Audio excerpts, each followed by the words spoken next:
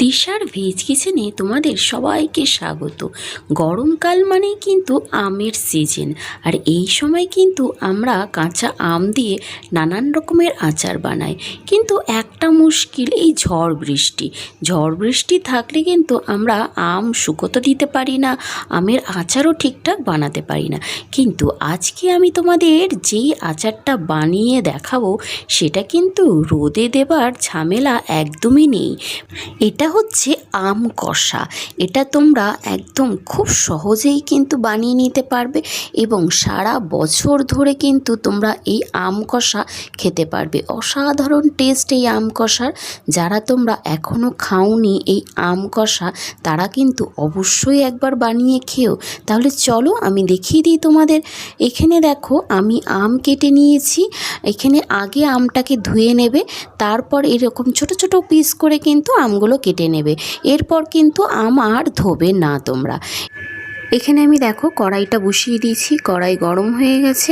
আমি দিয়ে দিচ্ছি এখানে সর্ষের তেল। এখানে কিন্তু সর্ষের তেলই ব্যবহার করতে হবে, অন্য কোনো তেল কিন্তু ব্যবহার করা যাবে না। এবং তেলের পরিমাণটা কিন্তু তোমাদের একটু বেশি দিতে হবে, কারণ এইটা যেহেতু আচার, তো আচারের মধ্যে একটু তেল থাকলে কিন্তু খেতে বেশি ভালো লাগে।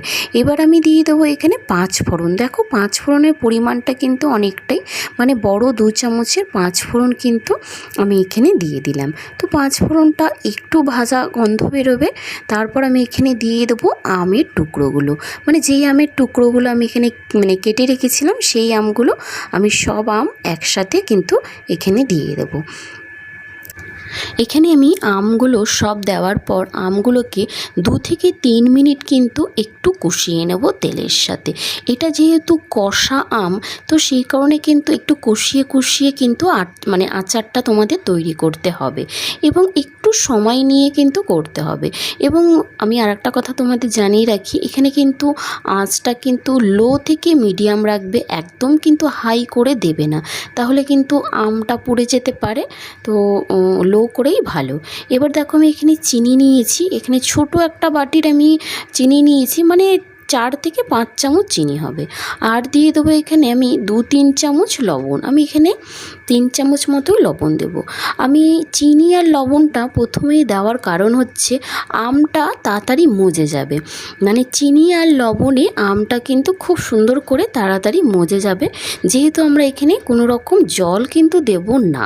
তো আমটা মজার জন্য আমি প্রথমেই চিনি আর লবণটা দিয়ে আমটাকে আরও 2 থেকে 3 মিনিট কিন্তু কষিয়ে নেব। যত তোমরা এই আমটাকে কষিয়ে রান্না করবে, মানে আচারটা তৈরি করবে, ততই কিন্তু এর টেস্ট কিন্তু ভালো হবে। দেখো আমটা কিন্তু আমার অনেকটা মজে গেছে, দেখেই বুঝতে পারছো তেলটা উঠছে। এবার আমি দিয়ে দেবো আদা। এই আদাটাকে কিন্তু আমি গ্রেট করে রেখেছিলাম, দেখে বুঝতে পারছো তোমরা, গ্রেট করে কিন্তু তোমরা আদাটাকে দেবে। আর দিয়ে দেবো এখানে আমি কাঁচা লঙ্কা। কিন্তু দেখো এই লঙ্কাগুলো কিন্তু পেকে গেছে। আসলে তোমরা সবুজ লঙ্কাও দিতে পারো, মানে কাঁচা। আমি এটা দিলাম কারণ দেখতে সুন্দর লাগবে, সেই কারণে কিন্তু আমি লাল লঙ্কাগুলো দিলাম।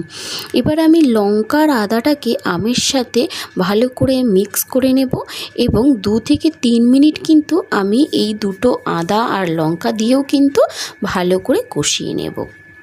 আমি তোমাদের আগেই বললাম, যত তোমরা এই আমটাকে কষিয়ে আচার তৈরি করবে, ততই কিন্তু টেস্ট বাড়বে।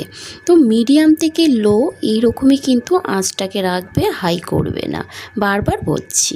দেখো এখানে কিন্তু আমার 2 থেকে 3 মিনিট কষানো হয়ে গেছে, দেখতে কত সুন্দর লাগছে, আর আমটাও কিন্তু মজে গেছে। এরপর আমি দিয়ে দেবো এখানে মশলা, এক এক করে আমি মশলা দিয়ে দেবো। প্রথমেই আমি এখানে দিয়ে দেবো হলুদ। দেখো এখানে আমি 2 থেকে 3 চামচ হলুদ দেবে, তোমরা একটু বুঝে দিয়ে দেবে হলুদটা। হলুদ দিয়ে দিলাম আমি 3 চামচ মতো এখানে। এরপর আমি এখানে দিয়ে দেবো পরিমাণ মতো লঙ্কার গুঁড়ো। তো লঙ্কার গুঁড়োটা দেওয়াতে কি একটু ঝাল ভাব হয়, কারণ গোটা লঙ্কা তো অত ঝাল আসবে না। তো তোমরা যদি ঝাল কম খাও তাহলে অল্প দেবে, সেটা তোমাদের উপর নির্ভর করছে। আর আমি দিয়ে দেবো এখানে মশলা। তো মশলাটা আমি আগেই রেডি করে রেখেছিলাম, তোমাদের একটু বলে দিই। এখানে আমি ধনে নিয়েছি, জিরে নিয়েছি এবং 5 ফোড়ন নিয়েছি। সমস্ত কিছু আমি শুকনো কড়াইতে ভেজে গুঁড়ো করে নিয়েছি, এটা আমি এখানে দিয়ে দিলাম। দেওয়ার পর আমি এটাকে ভালো করে মিক্স করে নেব আচারের সাথে এবং আরও 2 থেকে 3 মিনিট কিন্তু আমি এটা কষিয়ে নেব। ভালো করে মিক্স করে আমি এটাকে 2 থেকে 3 মিনিট ভালো করে কষিয়ে নেব। আঁচটাকে কিন্তু বারবার বলছি হাই করবে না, হাই করলে কিন্তু পুড়ে যাওয়ার সম্ভাবনাটা কিন্তু অনেকটা বেশি থাকে। তো দেখেই বুঝতে পারছো কতটা সুন্দর দেখতে লাগছে এবং খেতেও কিন্তু অসাধারণ হয় কিন্তু এই আচারটা। মানে একটু টক, একটু মিষ্টি মিষ্টি আর ঝাল ঝাল, মানে তুমি ভাত দিয়ে রুটির সাথে সমস্ত কিছুর সাথে কিন্তু খেতে পারো। আর এই আচারের যে তেলটা সেটা দিয়ে তোমরা মুড়ি মেখে খেতে পারো। আচার কিন্তু এখনও শেষ হয়নি বানানো, আরও কিন্তু মশলা দেওয়া বাকি আছে আমার। দেখো 2-3 মিনিট আমার হয়ে গেছে, মানে কষানোটা। আমটা কিন্তু একদম মজে গেছে, মানে ভেঙে গেছে, পুরো গলে গেছে। আচারটা কিন্তু এরকমই হয়, মানে আমের পিসগুলো গোটা থাকে না, গলে যায় কিন্তু। দেখো কষানোটা কিন্তু একদম ঠিকঠাক আমার কিন্তু হচ্ছে।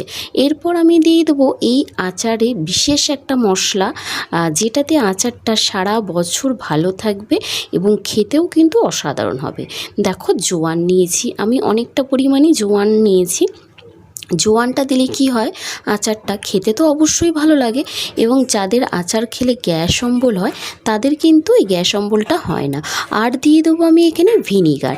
ভিনিগারটা কিন্তু অবশ্যই দিতে হবে, কারণ ভিনিগারে কিন্তু আচারটা ভালো রাখে, আচারটা কিন্তু নষ্ট হবে না।